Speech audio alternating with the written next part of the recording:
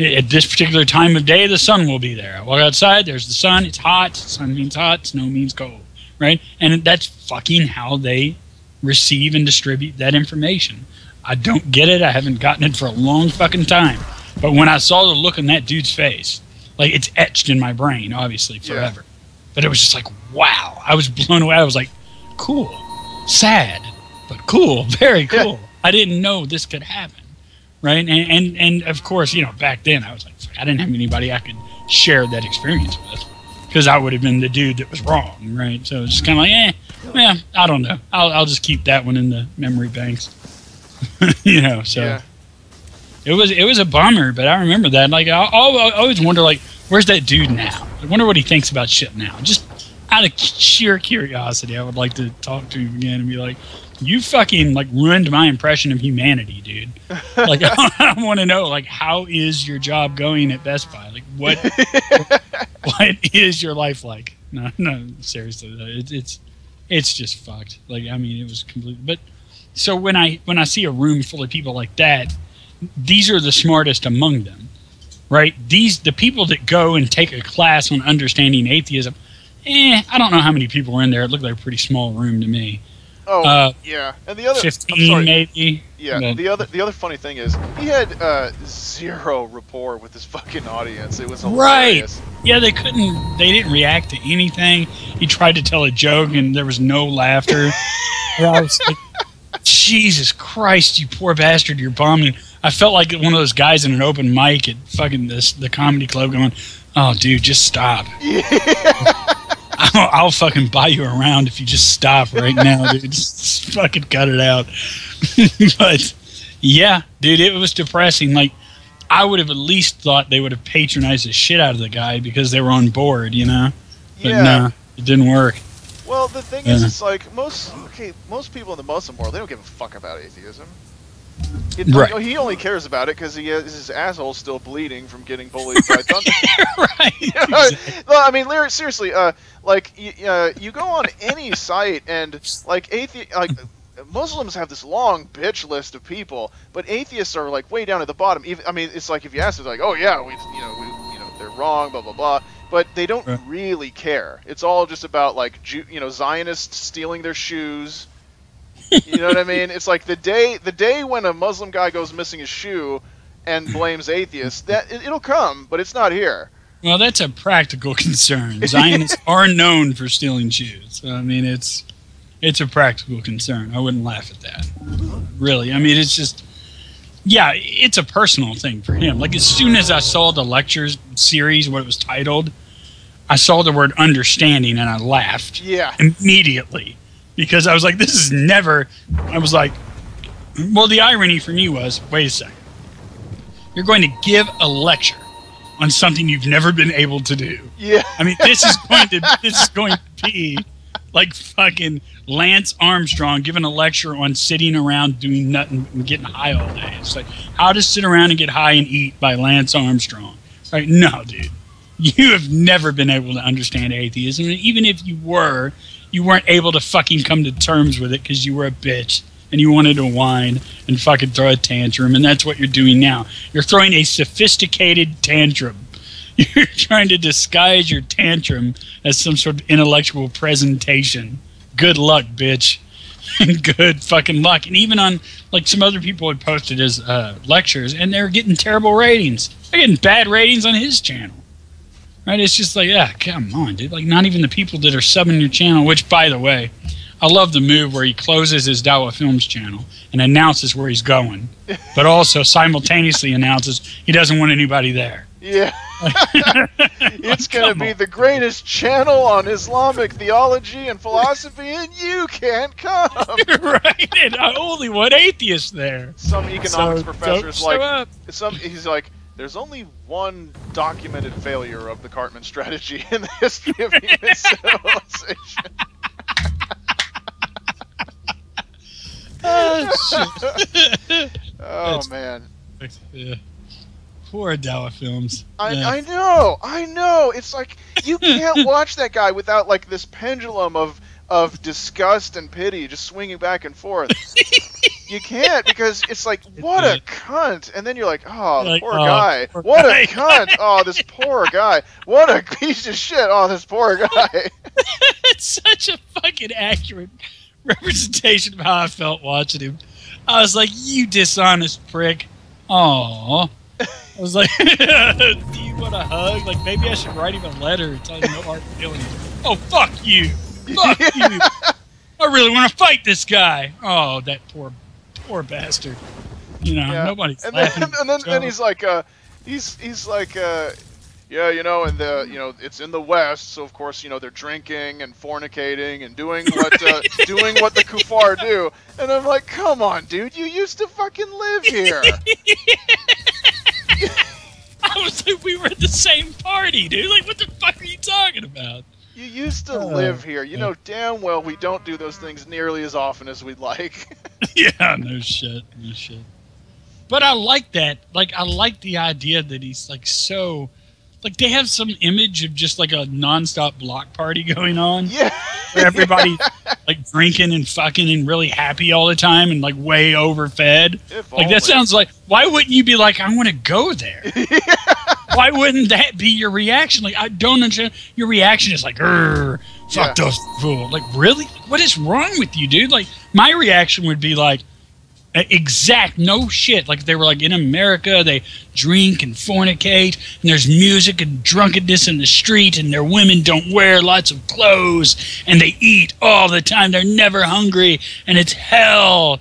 I'd be like, yeah. And I'd be like, how am I going to get there? Yeah. How the fuck am I going to get there? I'm going to find a goddamn way to get there. I'm going to get there. It's like, well, the funniest thing of all, it's like, you get there and you're disappointed. Like, I mean, a lot of people have heard the stories about. Well, okay, basically, he'll get up there, some Muslim lecturer, and he'll be like, "Oh, don't go to the West. I've been to the West. It's horrible. There's just drinking and this orgiastic feasting, and there's all these scantily clad women, and there's lots of sex and stuff." And there's just, it's all about me. Everything is about the individual. It's just this constant, it's just selfishness and this notion of just partying forever. And they're like, oh, thank you for warning us about this. By the way, what's heaven like? Oh, it's wonderful. There's feasting. There's lots of naked women. It's just, you get to party and drink and eat forever, and it's all about you. I mean, the compartmentalization is just fucking incredible. That's fucking epic. And you know what's really sad? Like, some of them get to America, and then somebody goes, "Hey, welcome to America. You got a job yet, bitch?" And they're like, "What? What do you? I thought this was supposed to be easy." And it's like, "Well, grab a mop. It is." Yeah. He's like, it's like, when do I get all the naked bitches in the party? He's like, just keep pushing them up for now. That comes later. Yeah, maybe before you retire at 70. Good luck. It's like, that's right. It's just like every other developed nation in the fucking world. Good luck. Yeah, it's like, oh, they just drink and fornicate. I'm like, look, I don't drink as much wine as my doctor has actually recommended I drink, and I don't think any of us really fornicate as much as we'd like. No. Ah, man. That is funny though. I've never heard that the heaven versus West, and now it's a great fucking analogy. It's great. Well, I saw this one thing in England. They had this thing.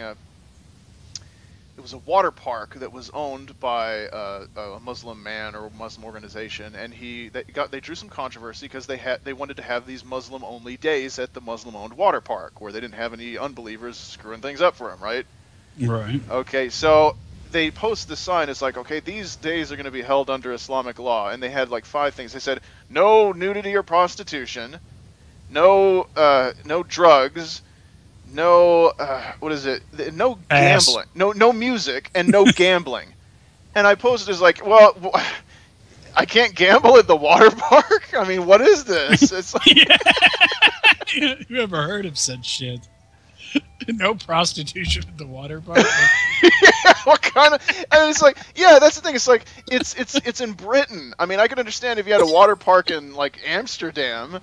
You're like, no prostitution on these days at the water park. I'd love to do that. Just be like, well, you know, if I can't swim while gambling and fucking doing cocaine off some prostitute, then I don't see any reason to pack up the family and go to the water park. I think it's like Muslims think that every Westerner is like Bender from Futurama. It's like counting his money, smoking a cigar,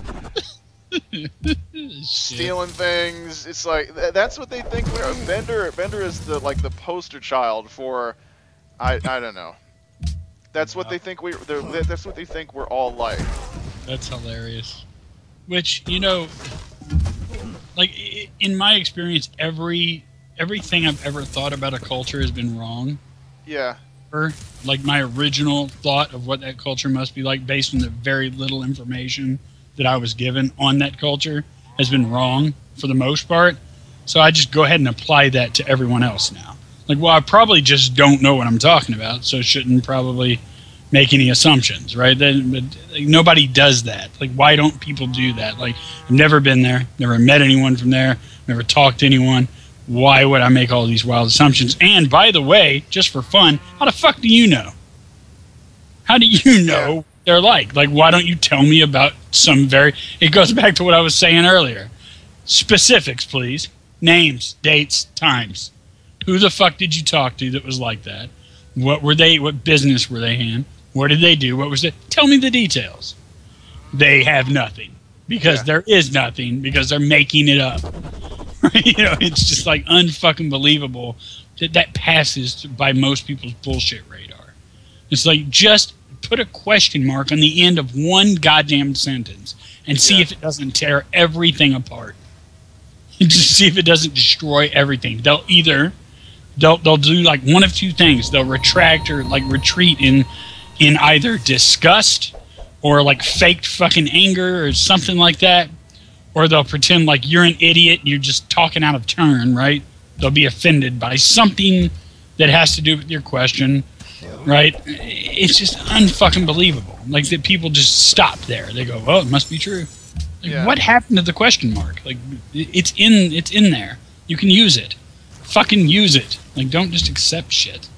Right? Meanwhile, he's lecturing on why people just accept the word of random scientists. Yeah. They didn't even fly into space on a magical donkey, and yet they're believed without question. Right. Such is their pride. So lost are they. I mean, it's like, excuse me, sir. When the man came back into from low orbit on Magic Donkey, why he not burn up on re-entry? Well, that's a very interesting question, and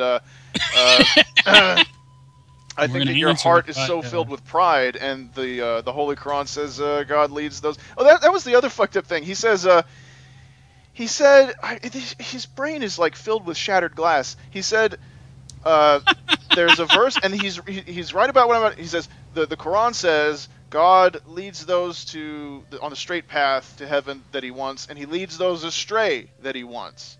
Mm-hmm. And then he goes around and says, "Oh, but it's their pride that prevents them." Like, but you just said that it's basically free will is either non-existent or it's a non-issue.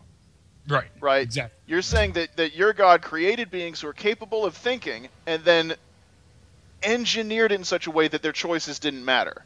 Right. Exactly. Right. And yeah, Christianity has the same problem too. Yeah, it's like they can't make up their mind as far as the free will thing. The only way you can reconcile it is if basically the world that is created by the Abrahamic God is it's like that scene in Clockwork Orange.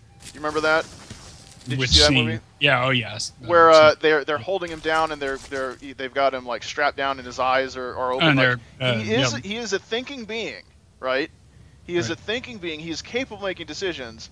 But what they're doing is they make it so he can't physically move, he can't close his eyes, he can't focus on what he wants to look at, and he's being brainwashed. So he is a being that is capable of thinking, making decisions, but in practice he doesn't.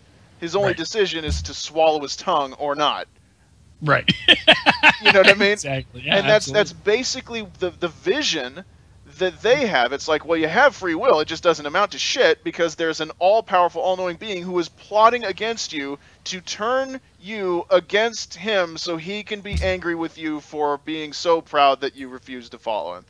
Yeah. I mean, it doesn't make any fucking sense at all. Well, you know, it's fucked up. Like, after this, I think I have to go. But, like, it's something like me and my mom got into back in the day and shit. Like, she was really into her religion and all that. But she had wanted to know, like when we were in one of our serious conversations about it, she genuinely wanted to know, like when I would take, like the threat of hell and that sort of thing, the afterlife, seriously. I said, okay. I said, I'll tell you what I'm going to do. I said, I'm going to write down a question. It's a rather lengthy question, but it is a question. If you can return one answer to me from somebody who you respect in your church or anywhere in your community, right, that makes sense to you, right, that actually adds up to you, then you can bring it back to me and I'll convert. I'll convert to your religion. I said, I'm going to write it down. I want you to keep it with you. She fucking did, too. It was interesting. But essentially, it was a lot more long-winded than this. But the question was essentially, there's a hell. Yeah, I may go there, right? If God created hell, right, and God determines the crimes that allow you to be in hell, isn't God and God knows who is and who is not going to go to hell, right? Which is the other claim. Isn't God just intentionally sending people to hell at that point? Right? Like, go reconcile that with somebody, and I'll convert to your religion. I said, that's what you wanted to know. That's your answer. You got to get around this conundrum because it sounds to me like the God you're talking about, and because my mom was on that bandwagon with the, well, it's your choice. And I would say, well, no, it's not. Because first of all, right, sin is a concept completely put into practice by this entity, this God. Yeah. The sin itself doesn't actually exist until God implements the sin. And then he implements the punishment, right? So you make laws, right? And then you build a prison.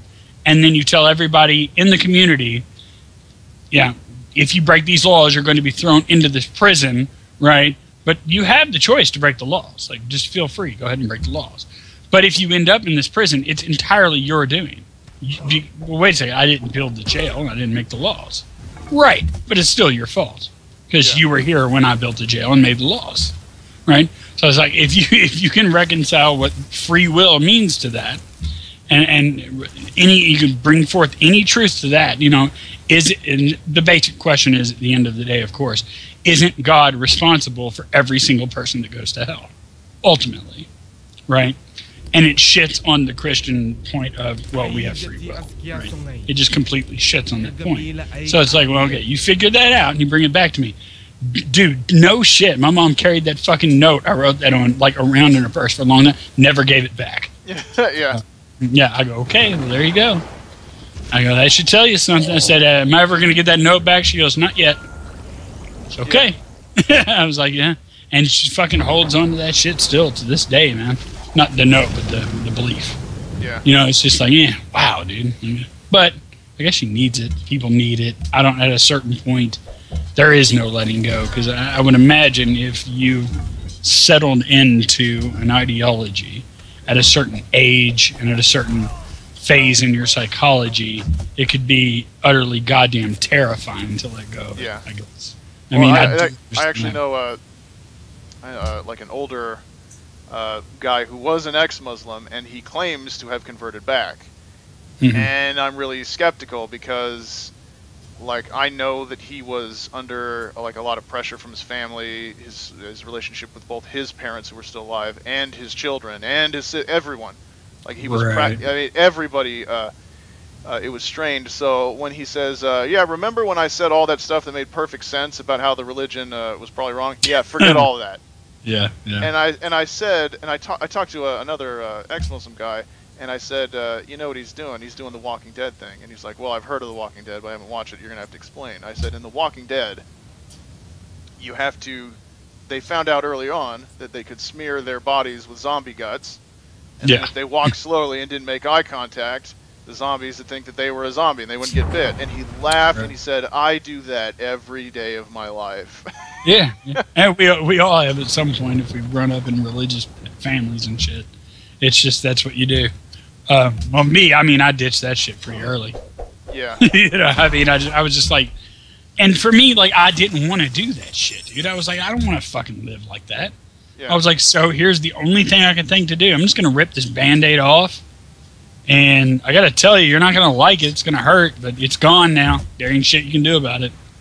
And of course, like throughout the years, everyone's been like, well, what about this and what about that and da-da-da. And I'm like, no. Reconcile these problems, we'll talk. And I always give them homework assignments, and I never get them turned in. It's kind of fun. But that's pretty much that. But yeah, that dude, I feel really bad for the guy you're talking about because you know, like, once somebody figures it out, you don't unfigure shit out. Yeah, exactly. You don't solve the Rubik's Cube and then be like, man, I really wish I could fuck this up and be lost again and not really have any idea how to get it back in order. Yeah, right? I remember I was talking to someone a long time ago, and I said, look, nobody converts back real. I mean, who really? And they said, well, that's. They did that thing. Well, you're just as dogmatic as we are. That just proves. I said, no, it's not it's not dogmatism. It's just the dynamic, right?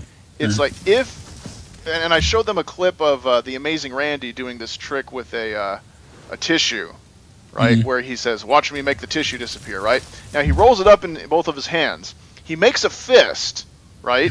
Yeah. So that it looks like the tissue's gonna be that hand, but it's really in the other hand. And then he throws the tissue down off camera. Now, here's the thing.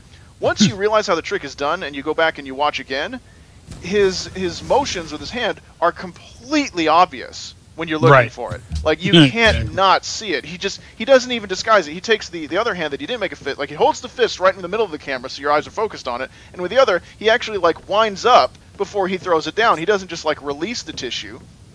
His opposite hand that's actually holding the tissue, but that he didn't make a fist, he's just kind of clenching the tissue there with his thumb, but he has it in like an open hand. He actually winds up before throwing it down off the camera.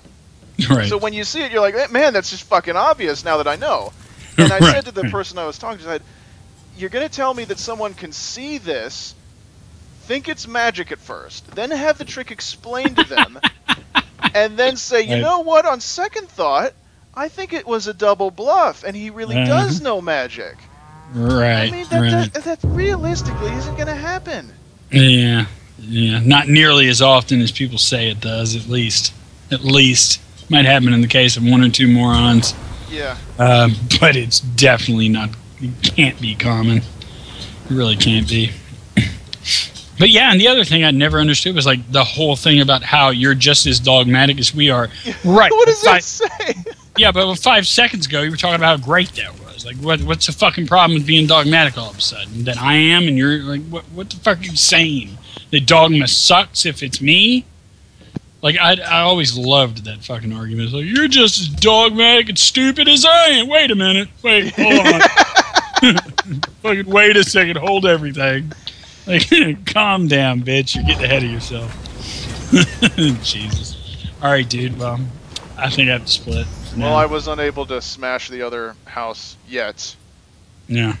We'll see how this does. I'll save this file, and if anybody cares and enough to watch, then we might do more. But we do have other stuff planned. We do have more. We do have more. Our first season of COC has ended by now, but we will do more COC in the future. We're still got the Trials of Tainted Space, and we're also going to be branching out into other games of a similar genre. Because that's just, you got to give the people what they want. So yeah, no doubt.